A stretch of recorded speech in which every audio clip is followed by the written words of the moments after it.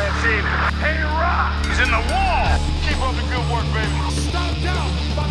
Get the kid off it! Where's the line?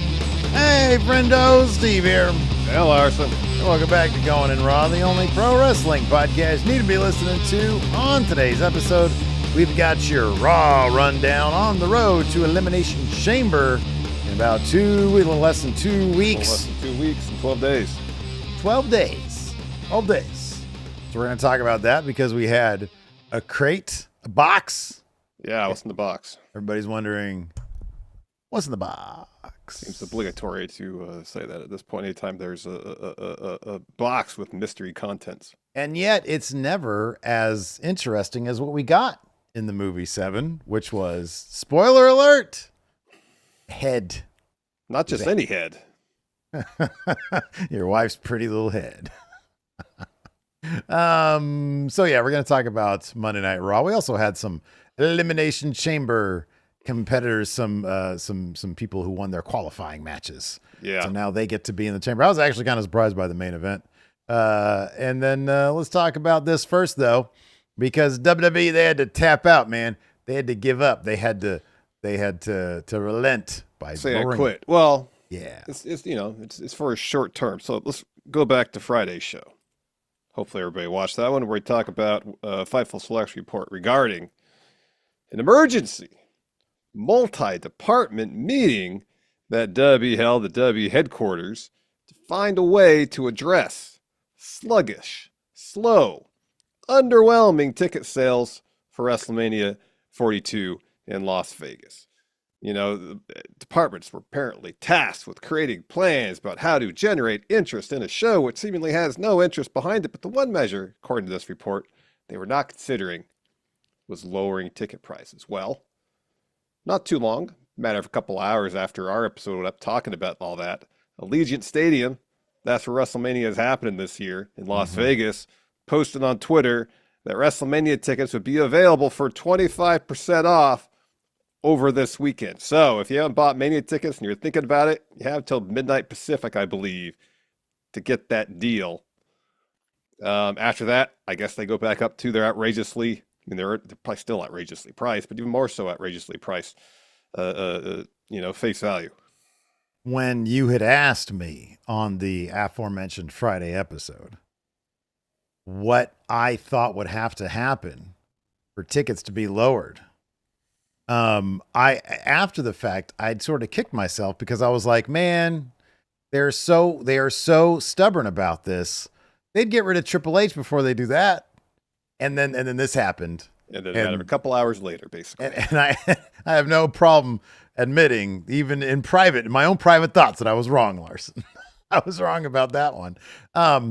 Yeah, I mean, it's kind of a no-brainer, to be honest with you, even if it's like, hey, let's lower them so people will start considering it, and then maybe they'll consider it, even if they miss this window, maybe they'll still do it. It's a good marketing technique.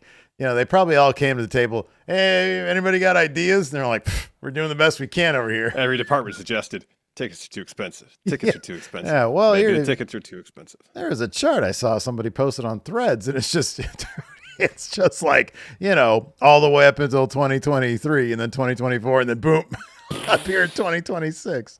It's going way up. Well, here, I'll give you an idea, even with 25% off. What some of the prices are looking like.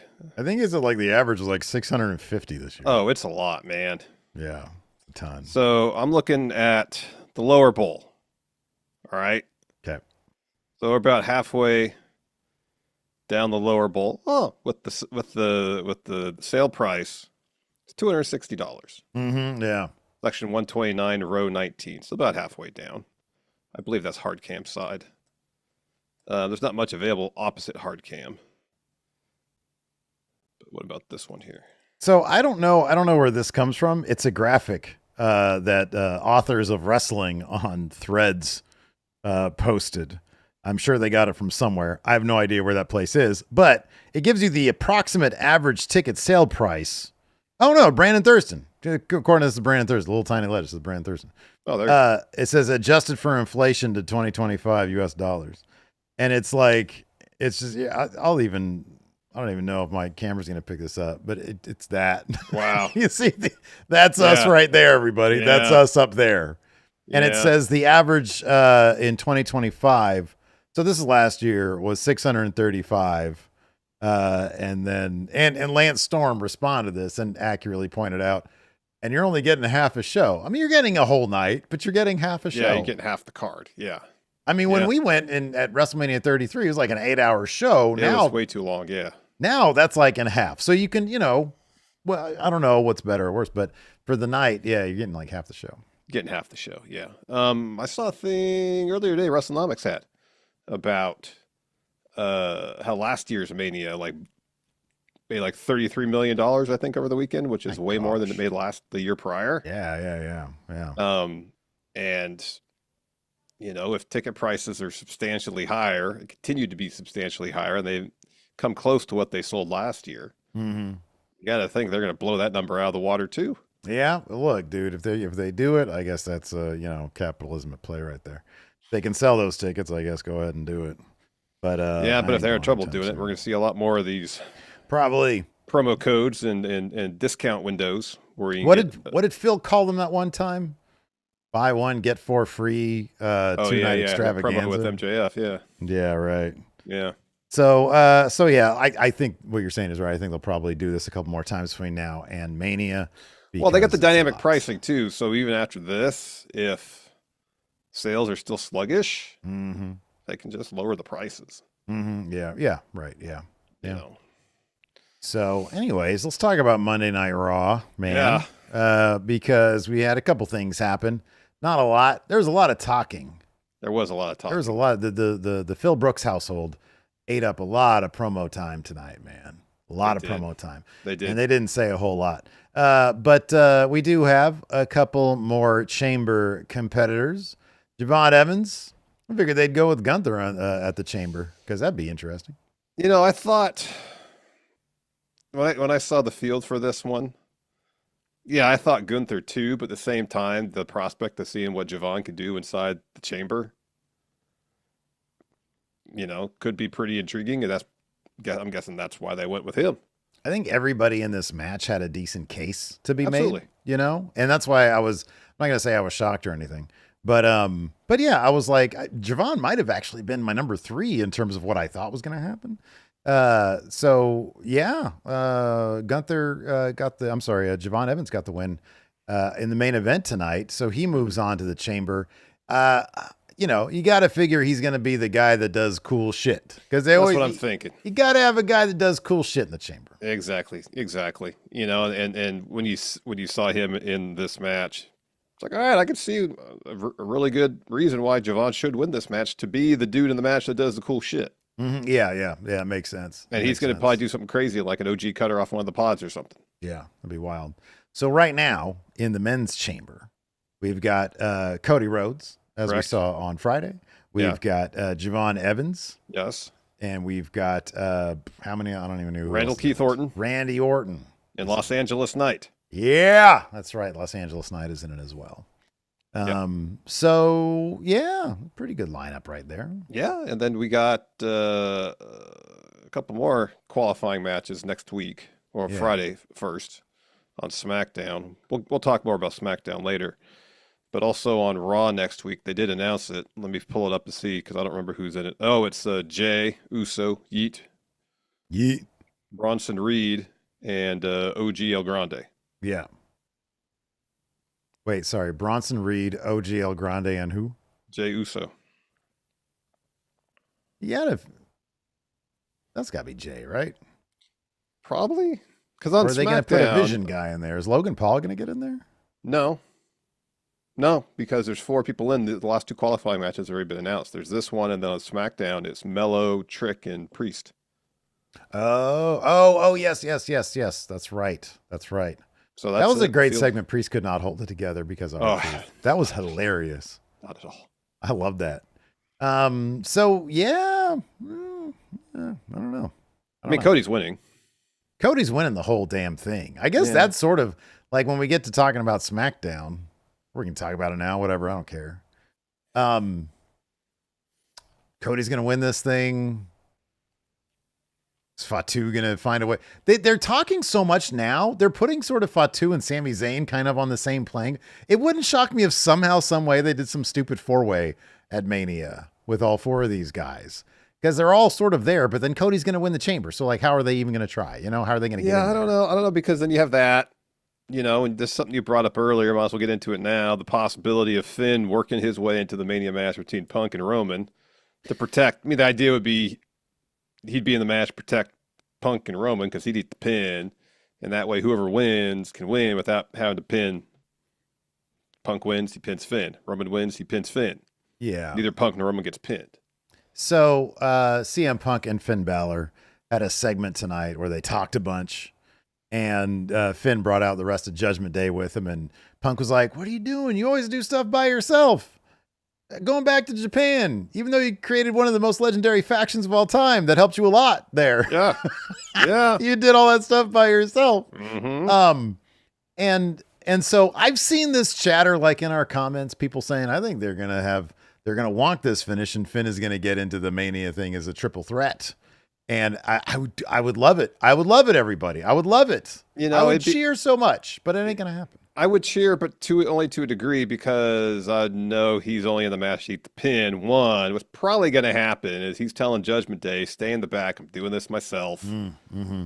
It's going to lead to JD and or Dom coming out, trying to help him, costing him the match. Yeah. More beef within Judgment Day. So maybe down the line, we'll actually get Dom versus Finn, assuming Dom still has the Intercontinental title at that point. Because Penta won a match tonight. He's number 1 contender. Yeah, I'd be surprised if he won that thing. I could still see Finn and Dom, you know, because Finn and JD were going at it tonight, and Dom was trying to get into the conversation about his shit, and that's just going to blow up at some point. But it might be 2027 before that happens. Yeah. So talk about the box. What's in the box? So there was a crate that showed up backstage, and Adam Pearce was all like, "What's this?" And on the crate, it says, to WWE, do not open until Elimination Chamber, or I'm sorry, until 2/28/26, which is, of course, Elimination Chamber. Yeah.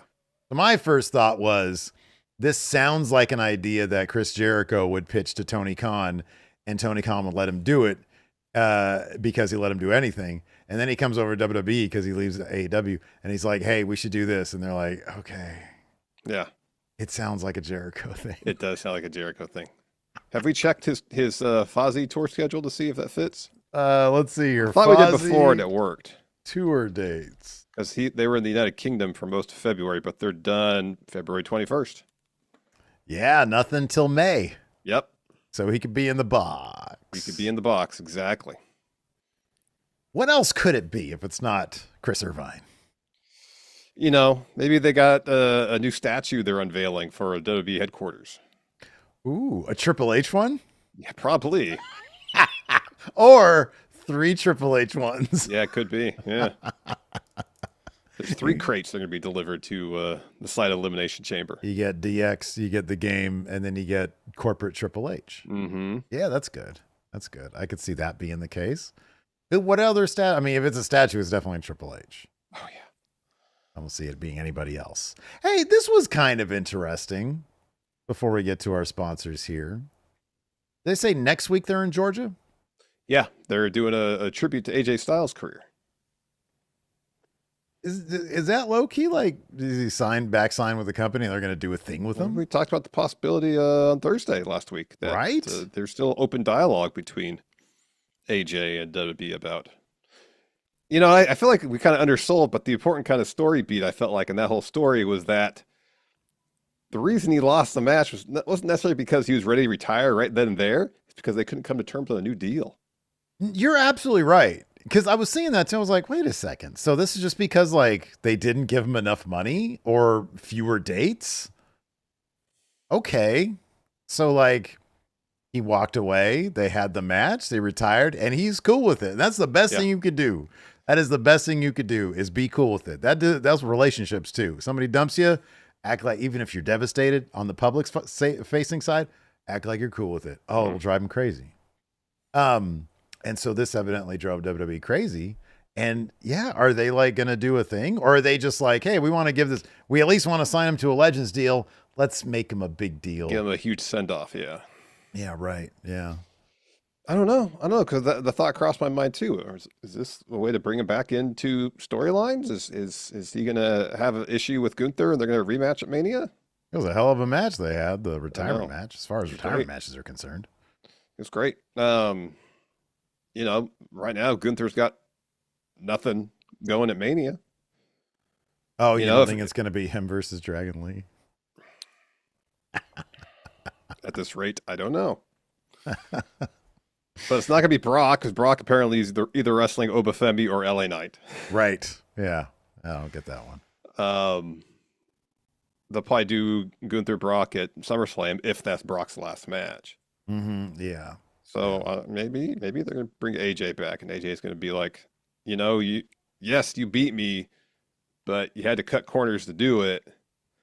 Give me a shot to earn my career back. If I beat you, I'm back for the rest of the year.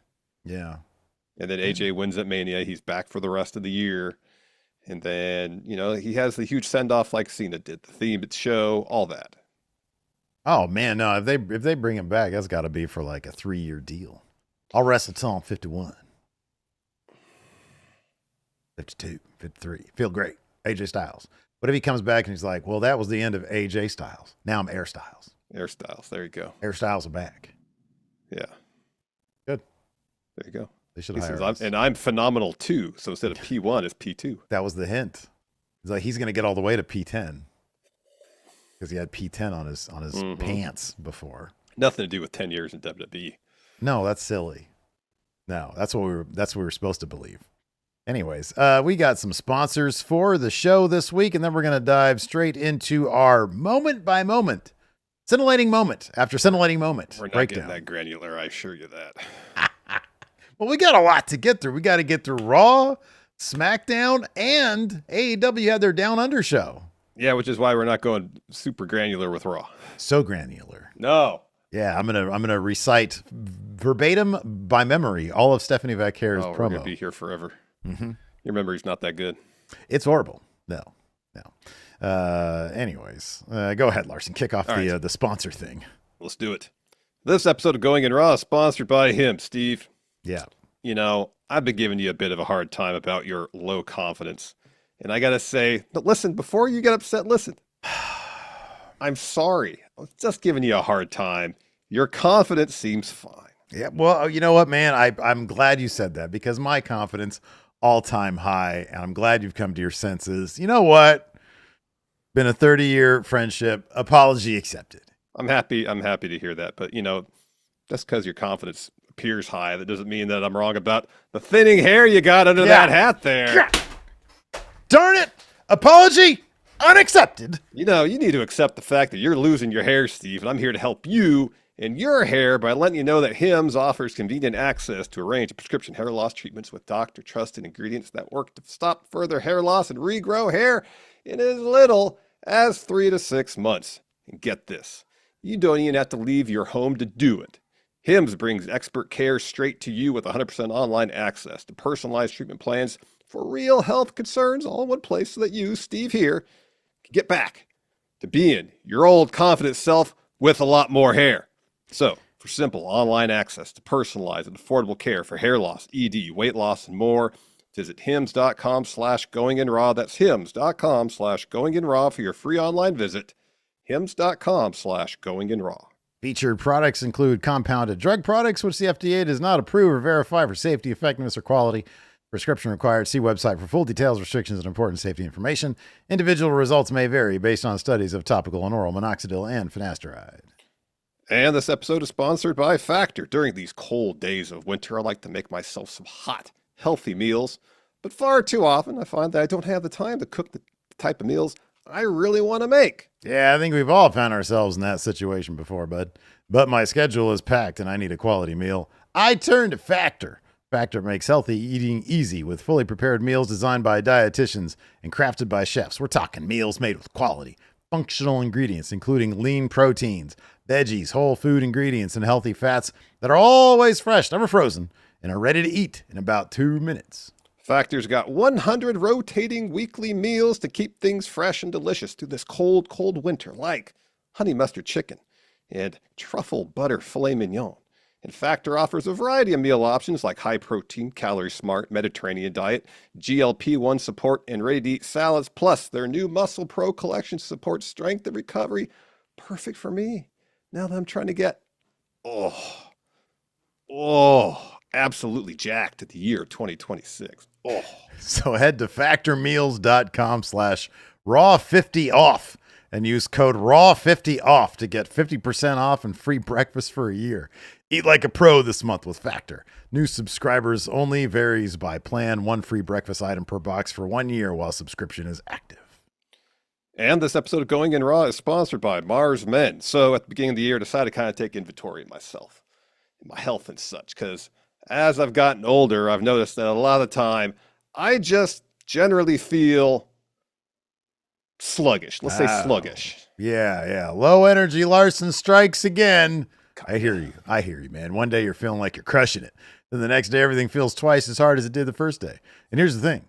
Most men start losing testosterone around age 30, around 1% every year after that. What's more, there's a protein called SHGB that basically locks up your testosterone so you can't use what you got. And Mars Men is designed to help free locked testosterone so your body can actually use it. Mars Men supports healthy T levels, energy, and stamina with 8 natural, clinically dosed ingredients. It's made in the USA and third-party tested. And if you don't absolutely love it, you can get your money back with Mars Men's 90-day money-back guarantee. For a limited time, our listeners get 50% off for life, plus free shipping and 3 free gifts at mengotomars.com. It's a perfect way to kick off the new year strong.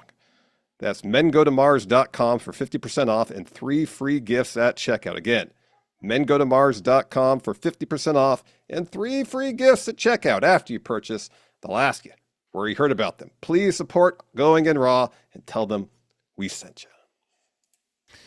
All right. Hey, before we keep going with our Raw review here, I want to bring this up really quick. Number 1, this Wednesday, we will be, right? Isn't it this Wednesday? Oh, it is this Wednesday. Dynamite, yeah. I'm like, is it in March or something? No, Wednesday. February 18th. That's this Wednesday, yeah. We here in Sacramento have been gifted the gift of a bunch of tired-ass wrestlers who just got back from Australia on the Dynamite show coming to you from the Memorial Auditorium. If you want to meet the stars of Going In Raw, we will be there, and we are going to do, it's sort of a mill-about meet and greet, where after the show, and I don't know if they're filming all sorts of Ring of Honor bullshit afterwards, but are we going to agree on this? After the cameras are done with Dynamite, we're going to beat feet. Because last time, it was Dynamite, it was Collision, and it was Ring of Honor. Okay, yeah. It was a lot. Right. So after Dynamite or Collision, or what are we doing? We'll play it by ear. Well, we can't play it by ear if we're saying we're going to be someplace. I don't know. Hold. Should we stick around for Collision? Carry on with what you're going to say. I'll go check the schedule and see if they're shooting a Collision Saturday. We're going to have a little meet and greet thing after the show. We're going to be posted up by the flagpole that's out in the front of the Memorial Auditorium. Correct. I think there's one towards if you're looking at the Memorial, it's to the right, I think. And so, go ahead. I have good news. Collision is live on Saturday from Oceanside, California, so there will be no Collision. Okay. I ain't dealing with that Ring of Honor shit. So, fine. After Dynamite, if you want to say hi, say hey, take a picture or something, we'll be by the flagpole in front of the Memorial Auditorium. Right. Yeah. Yeah. Or if you just see us walking around and you want to get our attention, say Steve Larson. Yeah. Hey. Hey. And then we'll look in your direction and take it from there. So we're going to be there. If you want to say hey, say hey. It won't be weird. Won't be weird. So that's happening on Wednesday if y'all want to meet us. Yes. Here in Sacramento. Also, we got Friendo Club. Brand new predictions challenge is now here because it's February. There's only one event. It's Elimination Chamber. Hopefully Cody Miles will load this thing up with all sorts of prop bets because Chamber is great. So there's that. The predictions challenge. Go to patreon.com/Stephen Larson. or you can click join right here, youtube.com/Steven Larson. And then we also have merch. This is what I'm really excited about. I'm sort of speed running the other shit, right? Meet us, join the club, but more importantly, the Friendo Club merch is here. And this is what we got over at friendoshop.com. Look at this great merch we got here. It's the Melty merch drop. This is stuff that you can actually use. All right. We got a couple t-shirts. Use it all. I mean, you kind of poo-poo the really bright and colorful stuff, and you shouldn't. Not at all. It's great. No, this is all great. This stuff right here I'm really proud of. So you got the shirts. You got the I Watch Wrestling for the Exploration of Interpersonal Dynamics between Characters shirt. You got the other one. And then you got this cool Melty basketball jersey right here. And then you got some phone cases. Mr. Dope asked, hey, are these only for iPhones? Because I think he's an Android guy. If I'm not mistaken. Are our text threads like freaking in green? Yeah. Oh, dope. So all they have is Samsung Galaxies. And I tried to do it the other day and it like poo-pooed on me. So I'm going to try again to try to get it for Samsung Galaxies. All right. And then we got these hats right here. And then we got this crap here. Which Don't call it crap. It's great. It's colorful. Nobody's going to wear this. Nobody's going to wear this. You will. I looked at the orders. You haven't bought anything. So this is a put up or shut up moment for you. Okay. Taxes are coming up. I won't blame you if you don't buy them. No, I want to buy them. I want to do the whole ensemble. I want the bucket hat, the shirt, and the shorts. There is a bucket hat. I forgot to put the bucket hat on here.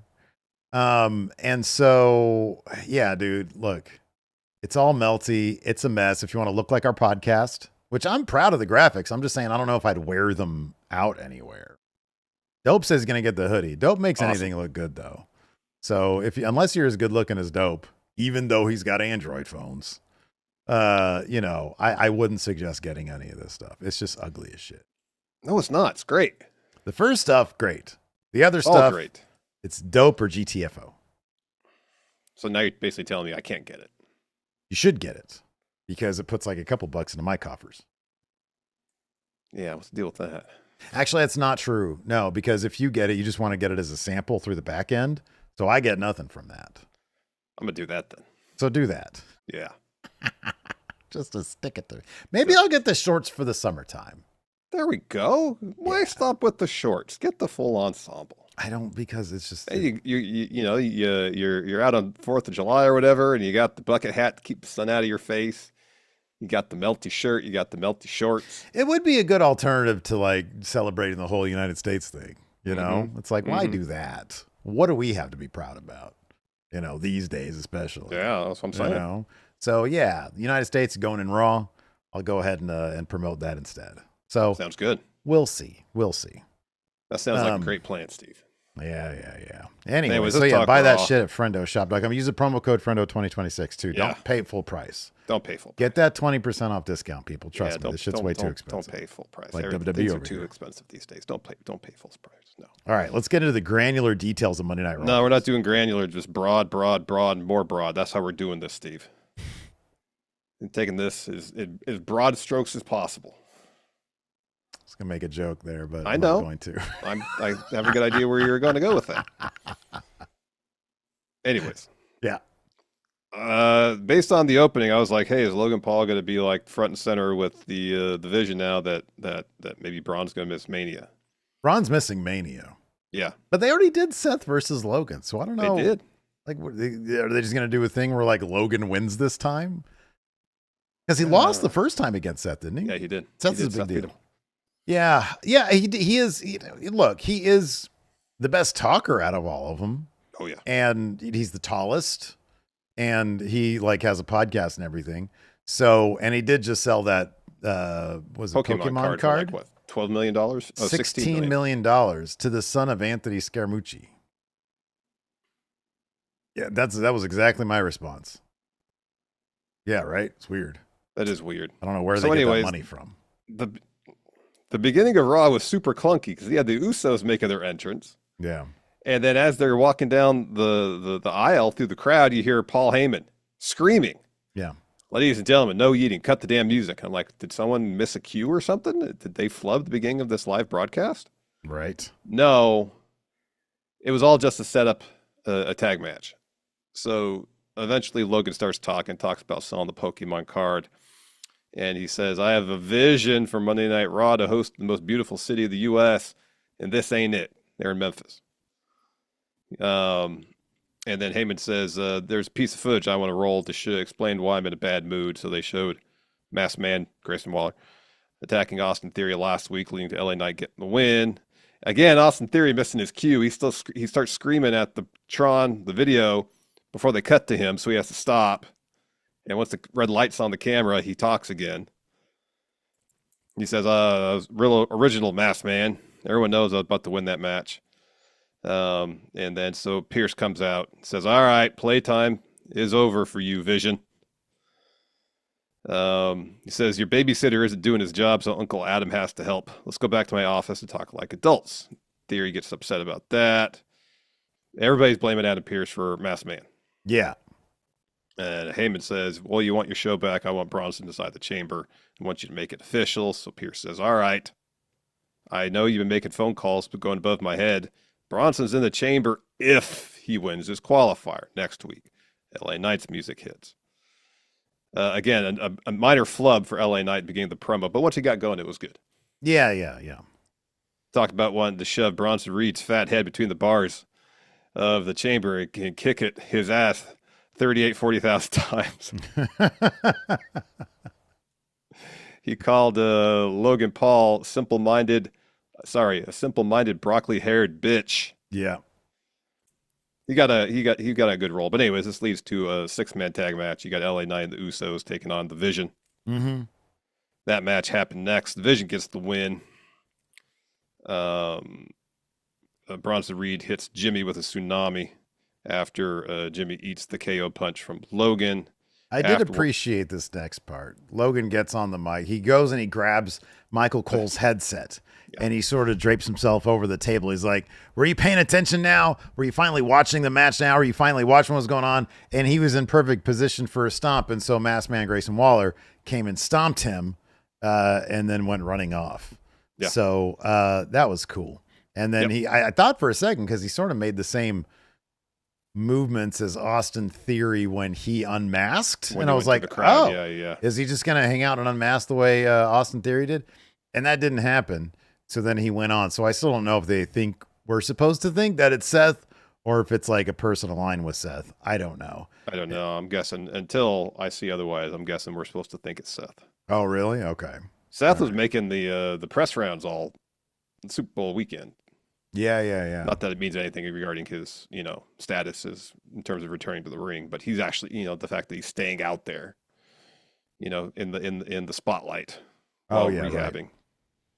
Doesn't make me feel like he's going to be gone too much longer. I think you're right. No, I think you might be right about the maybe Logan Seth thing at Mania, because I'd be surprised if Braun made Mania. Like, even if he could make it, he's not going to make a lot of the build. Unless they can bring him back right after Chamber, which they're going to hotshot him versus Seth. Like, I don't know. Rushing it. Save it for SummerSlam or something. Yeah. So later on, Pierce is backstage. He's talking to the Vision in front of his office. Theory's upset. Heyman says, this is on you. You have to do something about Masked Man. And Pierce says, you may not believe this, but he is as much a problem for me as he is for you. And Bronson says, a problem, huh? I solve problems. I solve the Vision's problems. And when I catch him, that problem is solved. Then I'm going to win Chamber, and that'll be solved too. And Pierce says, well, thank you for that. And Reed says, no problem. No problem. Yeah.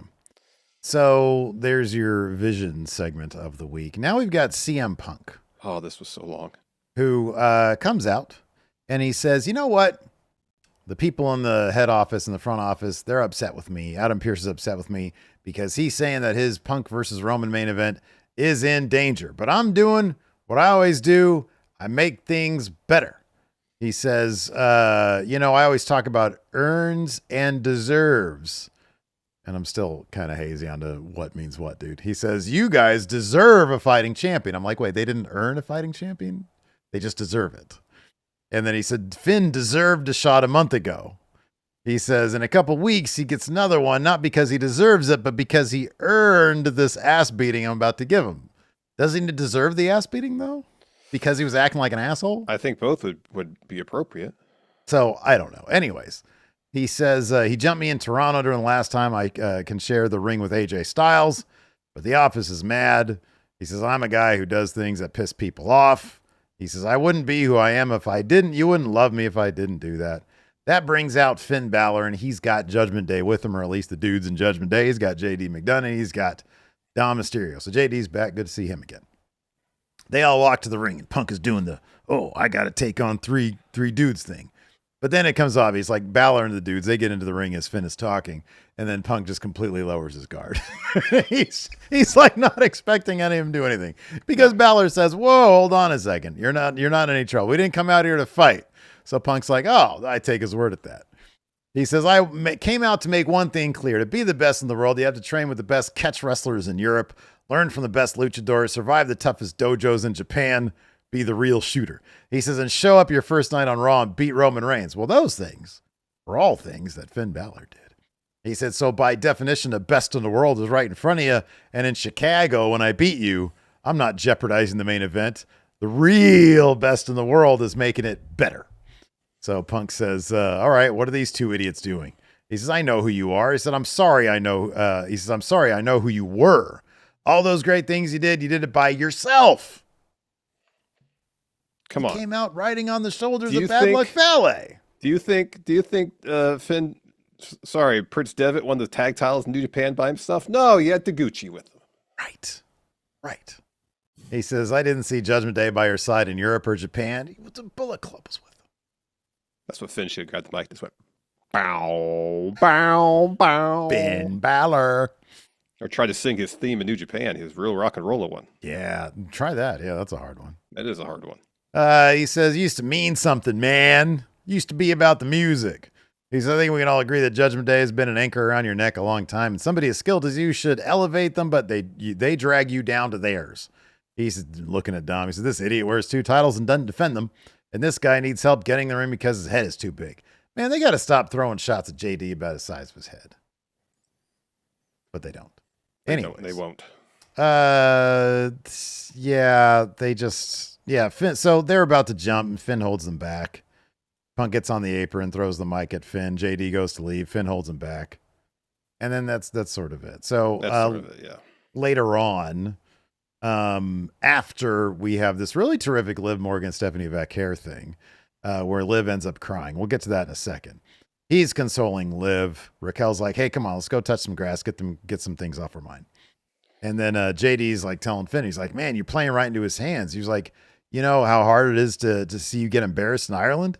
He said, "We had the chance to do a lot of damage before the chamber tonight." And Finn's like, "No, it's not like that." And Dom is sitting there like trying to, interject and be like, "Hey, we got to talk about my match tonight."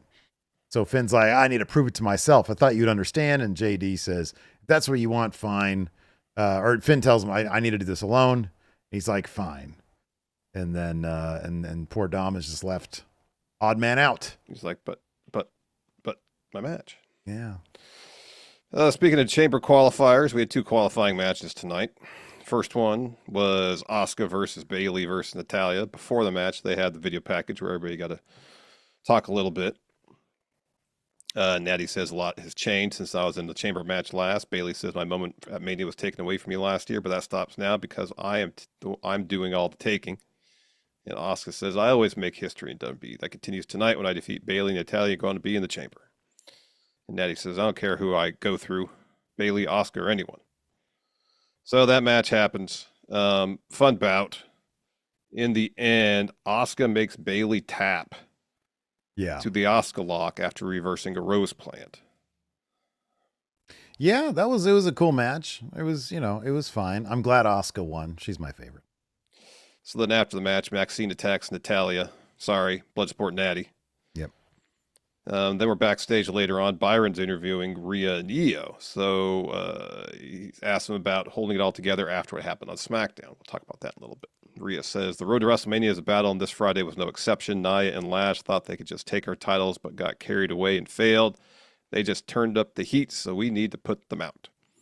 And Io says, we'll be ready as far as Chamber, because Io has a qualifying match next week. So Asuka and Kairi walk in. And Kairi says, Elimination Chamber is over. You know why? Asuka's in the chamber. We'll make sure you never win. And Asuka's glaring at her. And she goes, I mean, make sure Asuka is champion. So Asuka starts screaming, says, you're not ready for the chamber. Screams at Kairi. Yeah. Yeah, not a lot to go off there. You got to think Io's going to get into that chamber match, right? Yeah, you think so. You definitely think so. Yeah, that's got And to then be a thing. Main event: Gunther versus Javon Evans versus Dom. Talked about this a bit at the beginning. Dragon Lee got involved. So Dom rolls out of the ring to grab the ring hammer. Gunther spots him, kicks it away. Javon's looking for a sleeper. Gunther fights out, kicks Dom away, goes after him on the floor and picks up the hammer. Well, then you knew something was going to happen because Gunther kept looking. Yeah. And so Dragon Lee leaps in with the ring bell, hits Gunther in the head with it. Dom gets back in the ring, hits the drop kick, sets up Javon for a 619, connects, looks for the frog splash. It misses it, and Javon hits the OG cutter to get the win. Missed opportunity here. No 619 from Gunther. Yeah, to hit a 619. I've been waiting for that one forever. I don't know if we're going to get that in WWE, unfortunately. So, a little wrinkle here with Liv Morgan. I don't know. Well, no, Dom's going to retire Ray. With Liv Morgan in her tour of figuring out who she's going to fight. So, Cole has a sit-down interview with Liv, and Dom walks in. He pulls up a chair, and Cole's like, all right, man, tell us, who are you going to pick? And she's Michael. She's like, I've decided I'm not going to rush this decision. She's all gleeful about it. So I'm having so much fun watching people scramble. I didn't grind for 10 years to let this pass me by. And then Stephanie Vaquer comes in, sits right next to Michael Cole, just stares Liv dead in the eye, just rips her a new one in Espanol. And Dom is there kind of half translating and also half like firing back at her. I thought this was really well done. Well done. It was. Yeah. And Liv's performance was terrific. Because her lip was quivering and she started crying at the end. I didn't know if there were real tears or not. I don't know if there was tears. I didn't see that, but she did a good facsimile of crying. Mm-hmm. And then Stephanie walks off. But I thought everybody did it. I thought it was so smart to have Stephanie unnerve Liv by just spitting straight Spanish at her. Yeah, I thought that was really well done. And I thought the how Dom was approaching it, translating as Stephanie was going along, but then at moments interjecting himself. Yeah. Isn't that great? Spanish. I thought it was great. Yeah. Yeah. No, it's terrific. Yeah. Yeah, it was really good. Another long talky bit. So does this, I mean, clearly, but we got to talk about it. Oh. Clearly, she's going to choose Stephanie Vaquer. Yeah, she is after this. But when I was watching SmackDown, I thought, because there was, I think Bianca either announced it or it was reported today that Bianca has to get surgery on her finger. Oh, shit. So it's looking like Mania is not that likely for her. That if, given how Liv was involved in the Who Attacked Jade storyline just last year, if they did do Jade and Liv and then do either Rhea or Io against Stephanie, I thought that was a possibility after SmackDown. But after this, no. Jade had a little stare down with Rhea, seemingly specifically Rhea. It was in a shot on SmackDown where Rhea and Io were there, and Jade sort of looked Rhea up and down. Could mean something, could mean nothing. You know what I mean? They just sort of set things up like that. But I could see it being her. Charlotte's such a baby face now that I could see this iteration of Charlotte getting over in a program with Jade being a straight up bad guy right now. I could totally see that. So yeah, I don't think that would be, I think that's a possibility as well, but we'll see at the chamber. Yeah. The women's chamber match is definitely the one I have the least amount of confidence points on. Yeah. Because it's a pretty wide open field. We know Cody's winning the men's chamber match. Oh yes. Punk's beating Finn. Yeah. So is there a fourth match announced? Yes. It'll come to me. Anyways. AJ Lee came to the ring, cut a promo, talking about how much fun it is getting under Becky's skin. Oh yeah, Becky is this one. Oh. Becky versus AJ. Case of the Mondays, man. She says, I haven't had a singles match in over a decade, let alone a title shot. So the last time I had a title around my waist, this division was different. We all had to fight for one sparkly pink butterfly, but I loved that title and wore it proudly. I made that title. She says, I'm not modest. I know exactly who the hell I am. There's a women's division before and after me, and that was my gift to you all. And she lists a bunch of people currently wrestling that she wants to fight. And she says, I know why Becky's mad. She's mad I came back. My merch sells more. You like me more. But that isn't my fault because I gave her a 10-year head start and she still hasn't caught up. I'm not mad, but I'm grateful she gave me a gift. Maybe without her, I wouldn't have come back to prove I could still go, have a chance to still be a champion. Says, if I walk out Chicago victorious, walking into Mania as Intercontinental Champion. And then she tells Becky to come out. So Becky Becky comes out. And I'll be honest, man, none of this was terribly compelling.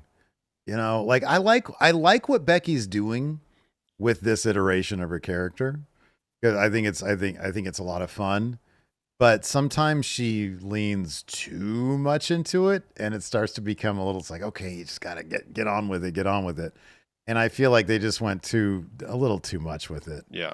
And so the big moment of this is AJ goads Becky. She's like, hey, I'll give you the first punch. Come in here and I'll give you the first punch. And Becky cannot bring herself to punch her. Mm-hmm. And then she's like, you don't think I know the game you're playing? You want me to beat you up so you have an excuse when you lose to the chamber? Nah.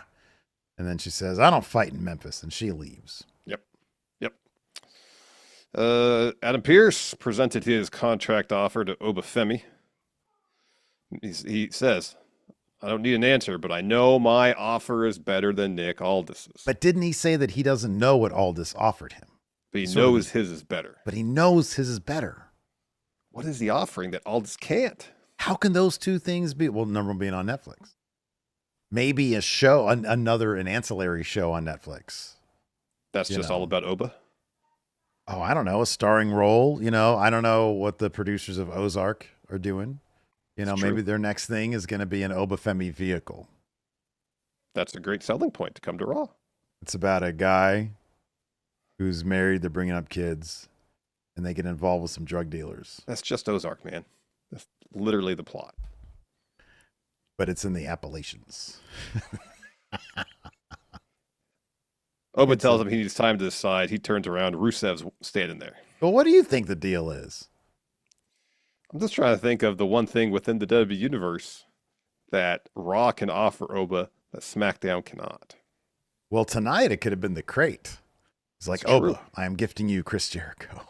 The Rula. So I guess we're getting Rusev and Obafemi at some point soon. He gets the tickets that lets Oba get up there and sing with Fozzy. Oh yeah, the VIP. Yeah. Gets to choose one of 3 songs to sing. Yeah. He's like, I only know Judas, and I barely know that. Yeah, I'll have to hum my way through the verse, but I kind of know the chorus. Yeah, Netflix comedy special. They give that shit out to anybody. Yeah. So then we got the crate bit with Pierce gets delivered, and he just send it to SmackDown, let Aldis deal with it. So then the Americanos step up. El Grande asks why OG El Grande got a qualifier and not him. Mm-hmm. Pierce says, what's done is done. The field is set. And so El Grande asks for an Intercontinental Championship match. Pierce says, no, but you can earn one tonight against mystery opponent, which was Penta. Penta gets the win after OG Americano pulls Bravo under the ring. Americana goes and investigates. It all leads to Penta hitting him with a springboard destroyer to get the W.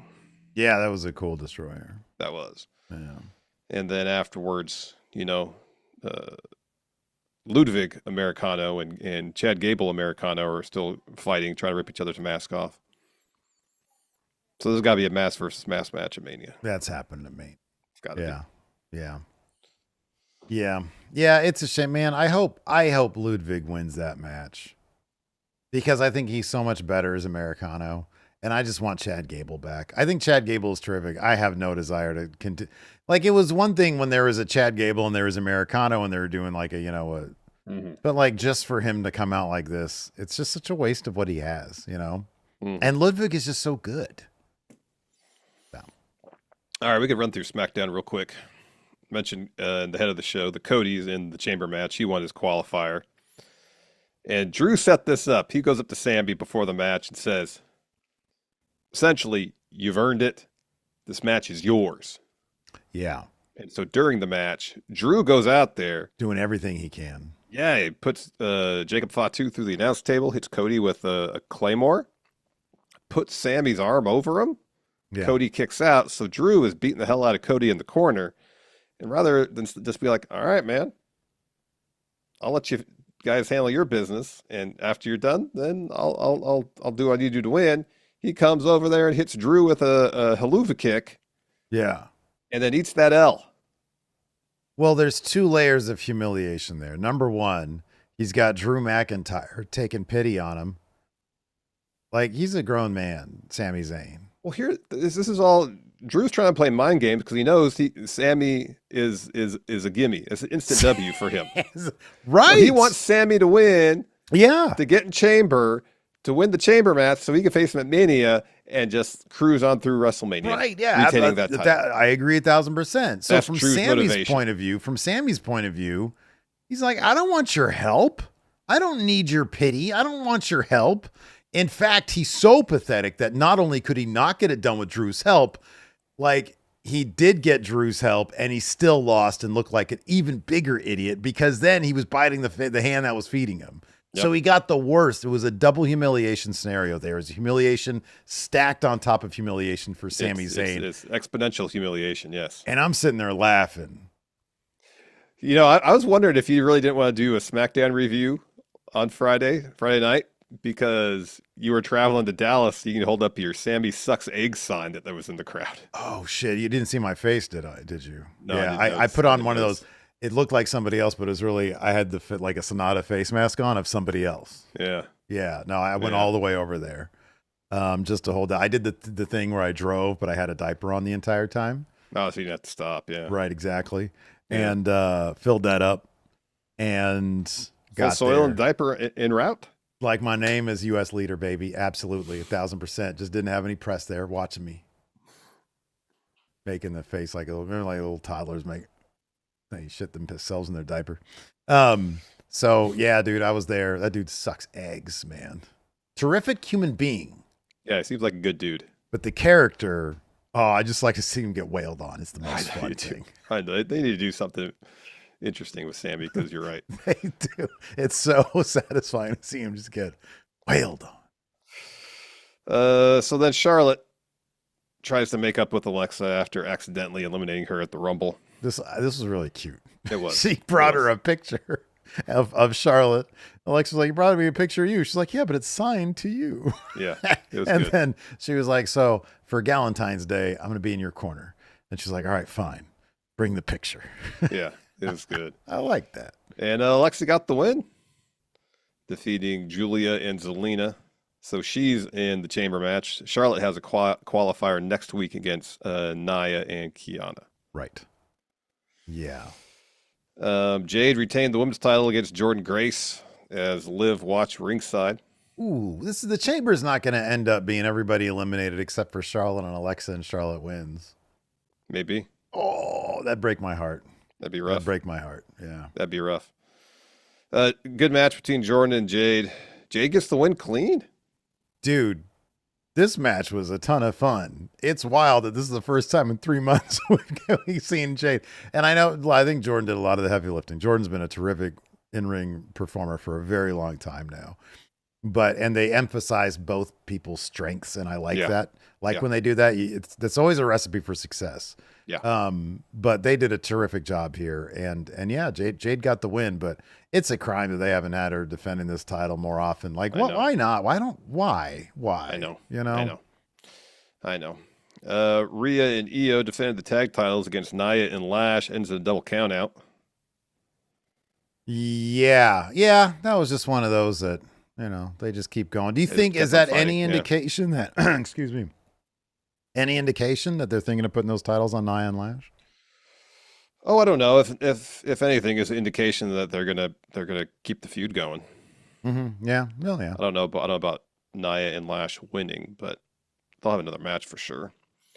So Mella really wanted Ilya to get that U.S. title shot tonight. He said, "Open challenge closed." But thanks to MFTs, we get a 10-man tag match instead, where Tama Tonga ends up pinning Mello.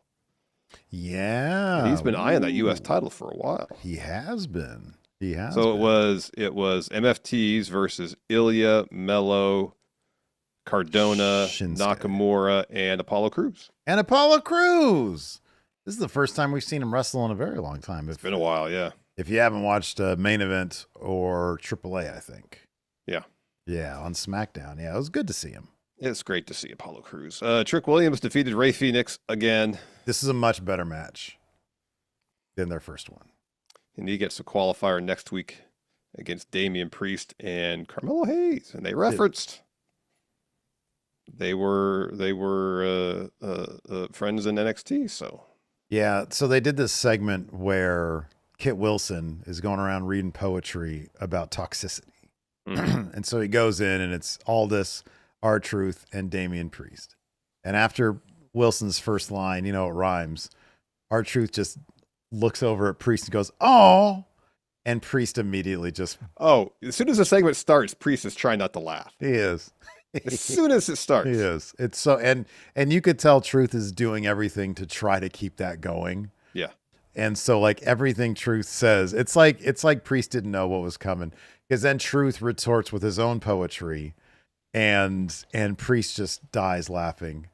And it's so... Because Truth used... He said something about a camel toe. That's right. Yeah. Yeah. That was the punchline. And Priest just absolutely lost it. He was losing it the entire time. Yeah. It was a really fun segment to watch. Priest seems like he's having fun, and you love to see that. Yeah. And I did appreciate Trick Williams' promo before his match. He said Sami Zayn's breath smells like 10 pounds of bouncing that ass. Oh my God. I must have missed that. God damn it. That's funny. I love how he's emphasizing the lemon pepper steppers too. Yeah. That's so funny. Yeah. He is so good. That dude is going to have a rocket on his back. Mm-hmm. And then also Kit Wilson tried to drop some poetry on Aldis and Obafemi. And that just got him a match with Obafemi next week. So he's going to get murdered then. SmackDown, dude, is it SmackDown up, Raw down now? Could be. Because SmackDown was fun this week. They can't seem to get both shows on the same level of quality consistently. I'm telling you, man, my conspiracy theory, it's all Ryan Ward. The dude he's like, look, man, I can only do so much, you know? Yeah. You get one killer show out of me a week. You make the choice. Yeah. John. Still a mess, but we got a Motor City Machine Gun sighting. We did. Candace is like, John, you got to get over it. And John kept saying, I have nothing. Candace is like, I'm right here. He's like, my tag partner left.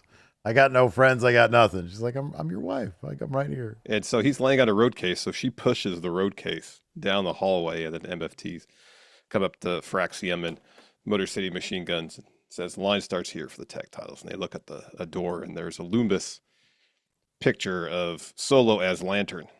Yeah, it's like when they did the creepy Bray as Lantern one, but yeah, that was good. Yeah. We can go through the Grand Slam Australia results real quick. Mox and Takeshita had a really good match, went to a time limit draw, and then Takeshita laid him out afterwards. Yes, yeah, that was a really good match. Yeah. Babes of Wrath defeated Mega Bad to retain the AEW Women's Tag Titles. Another really good match. Hangman defeats Andrade. He's getting the title shot at Revolution. Andrade is shredded. Yeah, no, he is. Super jacked and shredded. They did a great spot where Callis was trying to distracting the ref. Yeah. Andrade goes for a kick to the dick, and then Hangman reverses that with a kick to the dick. Yeah. And then I think a buckshot. Yep, and gets the win. I was just Andrade must have been really hitting those resistance bands backstage for this match, because gosh. Muscle on muscle, dude. Man, he was huge. None of those pesky wellness policies. Kyle Fletcher retained the TNT title in a ladder match against Mark Briscoe. This might be my least favorite of their matches. I was thinking the same thing. I was also thinking, I don't know if I want them to go full bore in a ladder match, because that's terrifying. It is. But this is the result we got. Yeah. It was fine. Yeah, it was fine. It was not what I thought it was going to be. No. And then finally, the main event, MJF defeats Brody King to retain the AEW championship. I did not watch this match. What did you think of it? No. It started off a little slow, but by the end, they were going pretty good. You're okay. Right on. That's but it cool. took a tombstone on the apron and then a heat seeker for MJF to get the win. No shenanigans wise. A dynamite diamond ring, a kick to the balls. MJF tried to use it, but Bryce caught him. Okay. So he didn't end up using it at all. Okay. Cool. Right on. So a relatively clean win for MJF. Oh, and then apparently, as Muted Mayday says, the Inspiration signed with AEW. Yeah, they were at one of the what they call them, the House Rules shows before. Okay. Oh, yeah. It was before Grand Slam the night before, I guess they made their debut. So Tony Khan, listen here. Just have them do what they were doing in WWE. Emphasize the comedy shit because they were fucking hilarious. They're great. And they got so much personality. And just do that. Do that a lot. And I'll be happy. Same. Because they're great. All right, you want to answer some questions? I think it's time to answer some questions. Absolutely. Let's do it. Okay.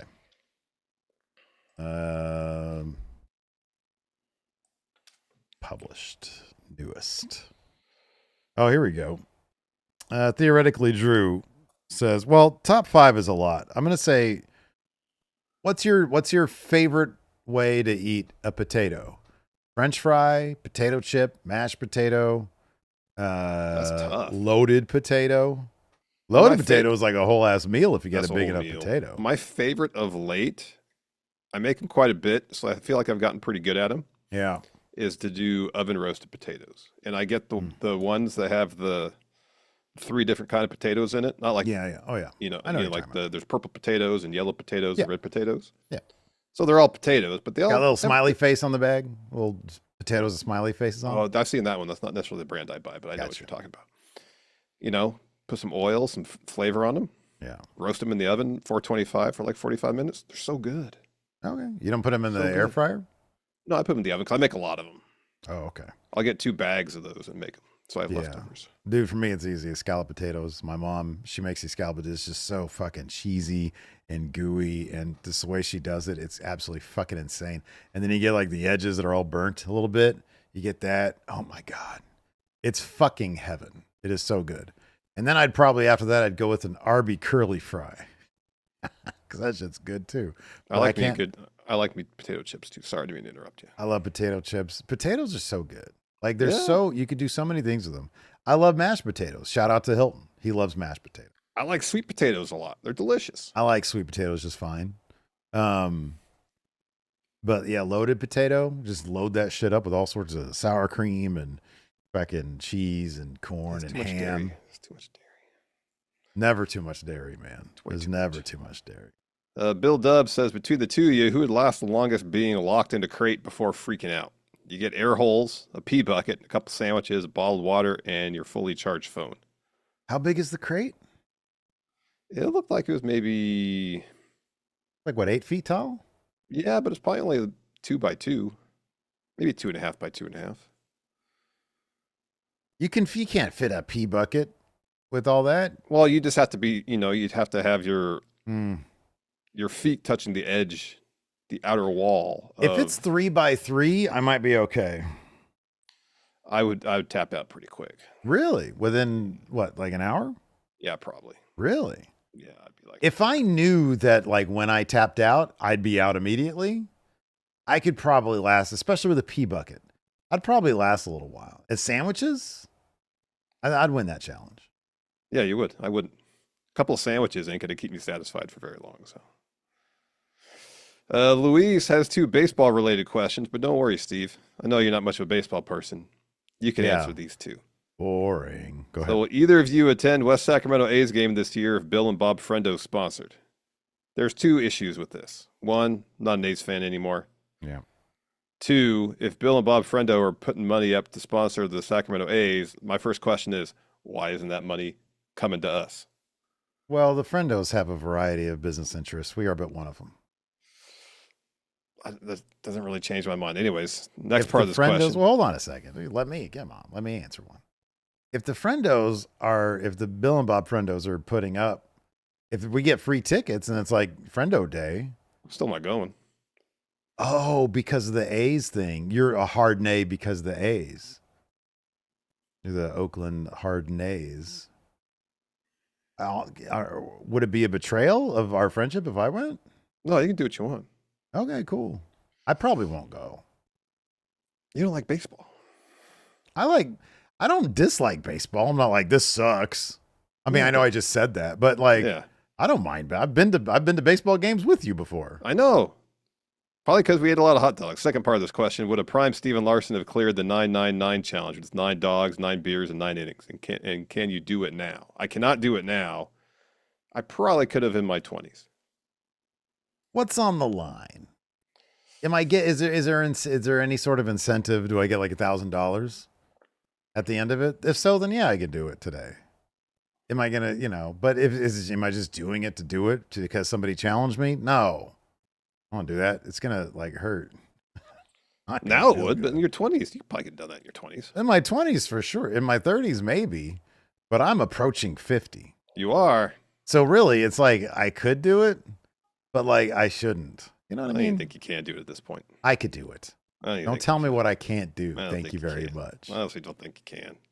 I'd like to Uh, see you try, but no, you can't. Darius the Great says, well, it doesn't matter anyways because you're not going to go to a baseball game. Not there. There's other baseball. Darius the Great says, you want to go to do you think they have hot dogs at like the Cordova Lancers game? No, but like there's the Giants. They have an awesome baseball stadium They there. don't play in Sacramento. No, they play in San Francisco. You ever been Darius to the says- stadium? It's awesome. Darius says, just watched The Wrestler for the first time yesterday. I wish I could watch that movie for the first time. Which again. one? Okay. The question is about Randy the Ram. So my guess is the Aronofsky one. He says, if the movie was made today, who would you cast as Randy the Ram? What a good question. I mean, it'd still be Mickey Rourke. Yeah, probably. Um, You know who'd be really good? who? Dave Bautista. Oh, yeah, but he wouldn't do that. That is good, though. No, he would. He'd be killer at it. Yeah, that'd be really good. I think Dave would be great. I think you're right. Cameron Bortolazzo says, "Do you see the beef with Tom Brady and Logan Paul being a work leading Tom Brady to make some type of appearance at WrestleMania? He is part owners of the Raiders." I don't know. I don't know what beef this is. WWE would love it if they can get Tom Brady to show up. What happened with Tom Brady? I don't know. I don't pay attention to that. Logan Paul does. I mean, nothing you said is untrue. I just didn't know if you knew what it was. Don't know. Don't know. All right, man. Are you ready? Sure. How many? I got to decide which one I want to do. Let me go to the thing. Sorry, I know I teased it. I think it's a cereal one. Oh, I love me some cereal. Okay. There we go. All right. Geogant Art says, please blind power rank these 8 cereal mascots. Oh, mascots. Okay. He says based on the cereal they represent and the characters themselves. We're just going to go with B, the characters themselves. But if you Or want the to, cereals they represent. So, like, if I these really are two like very different things, though. Yeah, I know. So which do you want to do? I say the characters. All right. The characters, I guess. Yeah. All right. How Number iconic one. these characters are. Number 1, the Tricks Rabbit. Silly rabbit. Tricks are for Tricks kids. are for kids. I feel for this guy because these stupid kids are always jacking this guy. I know. He just Whatever wants some happened to the- fucking tricks. Whatever happened to the Tricks Rabbit? Don't see him anymore. I don't know. They probably starved to death, these little bastards. All right. That could be 3. 3. Number 2, Captain Crunch. People He's sort love of the- like, when is this guy from? Oh, what era? Apparently Yeah. he's timeless because he hasn't aged a day. Have you ever seen The Terror? No, but I've heard of it. You should watch it. It's fucking awesome. The first season. Didn't watch the second season. But it's these dudes who are like trying to chart the Northwest Passage or something. Yeah, I know kind of what the story is about. Yeah. But they're all bastards, Yeah. And So Captain Crunch probably is 2.5. People like the Crunch Berries. I'm not really that into the Crunch Berries, honestly. So Next up, we got another animal. They're great. Tony the Tiger. Come on. it doesn't get more iconic than Tony. No, it doesn't. Number 1. Number 1. Easy. He's the MJ. Yeah. Yeah. Next up, this guy, Lucky the Leprechaun from Lucky Charms. Oh, I've eaten a lot of Lucky Charms in my day. He's the real rock and rolla of cereal mascots.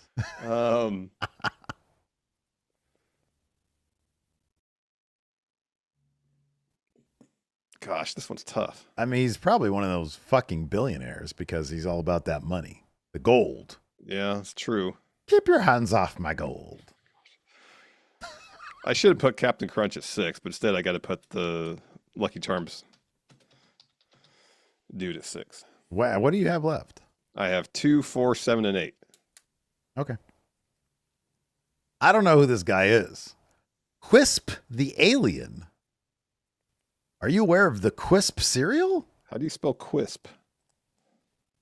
Quisp. Oh my God, what is this? It was discontinued in the late 70s. It came back briefly in 2012. How am I supposed to know about it if it's in the late 70s? This guy doesn't even look like an alien. He just looks like a noseless person. Oh, Like 8. he had old-timey syphilis. Yeah. 8. 8 it is. Next up, another animal. Golden Crisps Sugar Bear. Oh, I used to eat a lot of Golden Crisps. Yeah. But you don't see them anymore. A lot of people don't remember the bear. Is this like a revenant type bear? No, No. no. It didn't maul Golden Crisp like a bear mauled Leonardo DiCaprio. I remember the box that had like a gold foil box, but 7. Oh, wow. Okay. He seems like 7. a pretty chill guy. Yeah. Animal. I got 2 and 4 left. All right. You have 2 and 4 left. Yeah. All right. Sonny the Cuckoo Bird from Cocoa Puffs. I'm cuckoo for Cocoa Puffs, says Sonny. That's 4? I think you did good here, man. I think you did not just good. I think you did excellent because you got number 2 left, right? Yeah. All right. Toucan Sam from Fruit Loops. Nailed it. Nailed it. I did great. You did great. All right, Steve, you want to blind power rank these 9 80s songs? Yes, I do. This is a good one. 9 of them. 9. Yeah. Jeez, That's too many. There's some tough decisions you're going to make with this one. Y'all need some. You need some upper limits here, man. We Dude, need like we do blind power rank when we do it. It's 10. Good. 6 is good. 6 All is right, good. come on. This is rapid fire, anyways. Next, first, sorry. Yeah. 9 songs. Tom Petty, Free Fallin'. I love Free Fallin'. Number 5. Going right to the middle. Next song. Straight to the middle. This next song is played during one of the most iconic scenes in motion pictures in the last 30 years. Bat Dance. Sadly, nothing from Prince for the Trust. Batman. Is Trust in there? Party Man? Party, man, what a good song played during What a the museum great scene. song. Gosh, what a great song. Party Man. No Prince songs on here. Rick Springfield's Jesse's Girl. Do do do do do do do Dun, do dun, do dun, do dun, dun. do do do do do. Jesse's Girl. About a real jealous piece of shit, though, right? You know that I want Jesse's girl. Yeah, it's a classic. I'm gonna put it low. I'm put it number 7. Oof. I mean, dude, unless there might be a bunch of turds on here. I don't know. Next one, I remember this one vividly because the music video had a bunch of sports highlights and sports bloopers. It's Dire Straits' Walk of Life. Do the walk of life. Yeah, man, I like those Dire Straits. That's like not even my like a top 3 Dire Straits song for me though.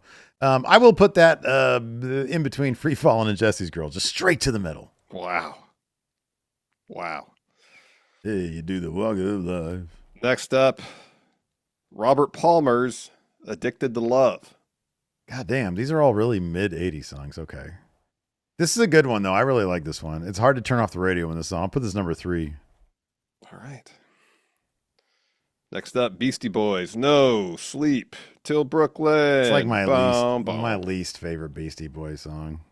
They just come off as annoying in this one. I'm gonna number 8. 8. All right, what do you have left? 1, 2, 4, 9. All right, next up. We know Phil Brooks likes this song. Da-da-da-da-da-da-da-da-da. It's Living Color, Cult of Personality. So it's great. God damn, I've heard it so many times. Oh, it's such a good song. It is. It's really good. I'll put it number 4. So you have 1, 2, and 9 left? Yeah, I'm biffing this one. I know. Yeah. Not your best showing. Yeah. This one might be number 1, though. This is a really good song. Okay. The Boss. Bruce Springsteen's Dancing in the Dark. Dun, dun, dun, dun, dun. Dun, dun, dun, dun, dun, dun. Inside the fire. Is this the one where he refers to needing a love connection? Yeah, I need a love connection. Yeah. Yeah, dude, number 1. It's a good Boss. song. It's a great song. All And right. it's probably about something heavy too.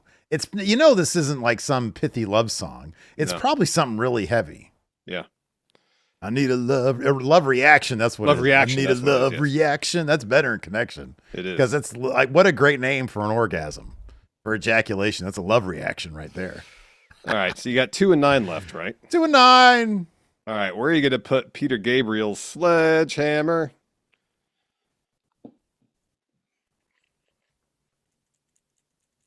Not at number 2. That's going to go at number 9. I like that song. Don't get me wrong. Oh, is there a turd at number at the last one? No. All right. What do we got for number 2?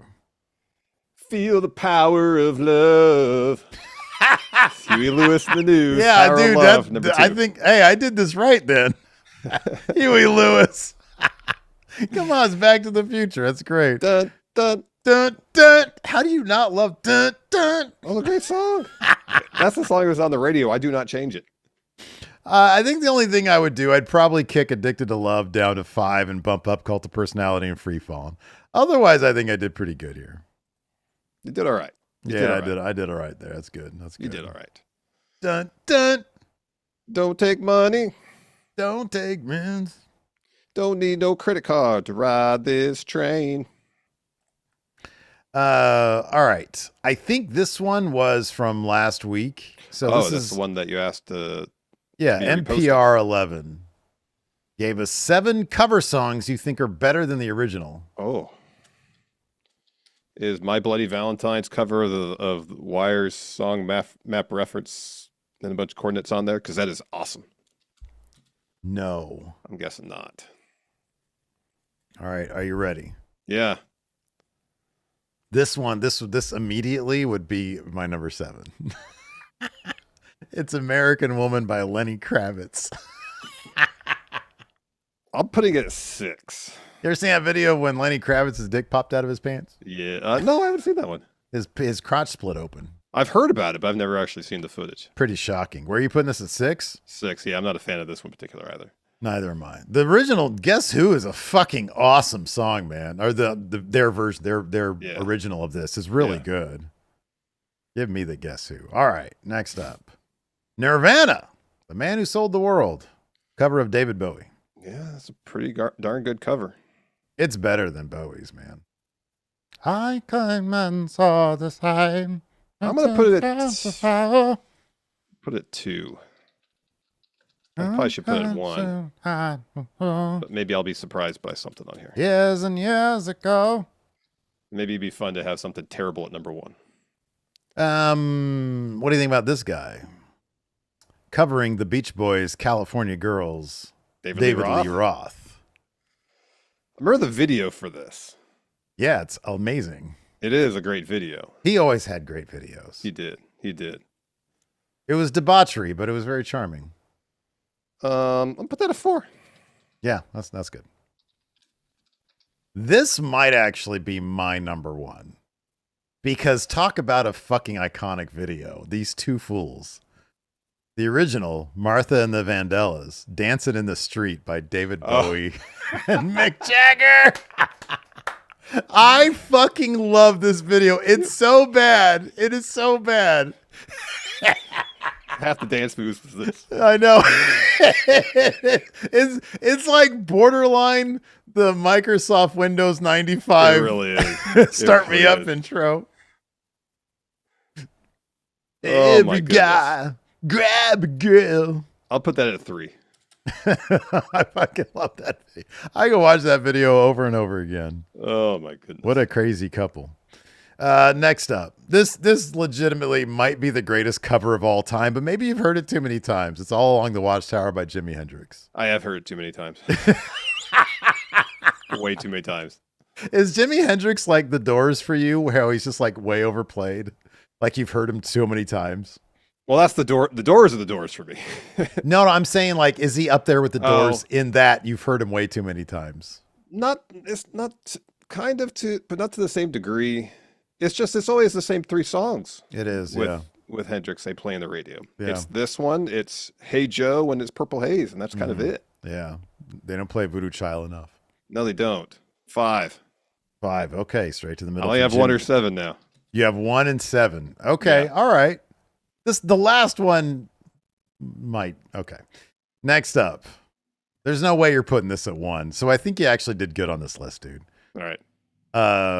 American Pie by Madonna. Oh my gosh, 8 or 7. I don't like that song, period. I don't care who does it. Why is it 20 minutes long? Oh, it is? It's super long. The original's really long. Yeah, it is. I know it's 20 minutes, but it's Isn't it hecka just long. 3 verses of him talking about being a shit father? Yeah, but it's like a novel. Is there a really long, like, what do you call it, bridge or whatever? Maybe. I don't remember that being that long.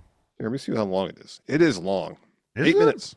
It's an 8-minute long. Is there like a radio edit that's 3? Probably. Okay. All right. Well, then that's got to be the only one I've heard. Don't like that song. It's number 1. Johnny Cash is Hurt. You got that right, buddy. All right, number 1. I feel good about that one. Yeah, that's that. Yeah, especially over the last 20 years. I don't know when that came out, but it's in the past 20 years, isn't it? Yeah. That came out post 2000. I think so. Yeah.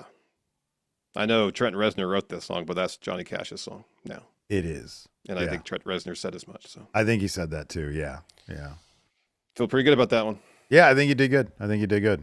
Anyways, I think that is going to do it today, unless you have any other pressing questions over there. No, I don't think so. All right. Well, that's going to do it for the show today. Thanks everybody for tuning in. We appreciate it. Until next time, we'll see you guys around. Goodbye.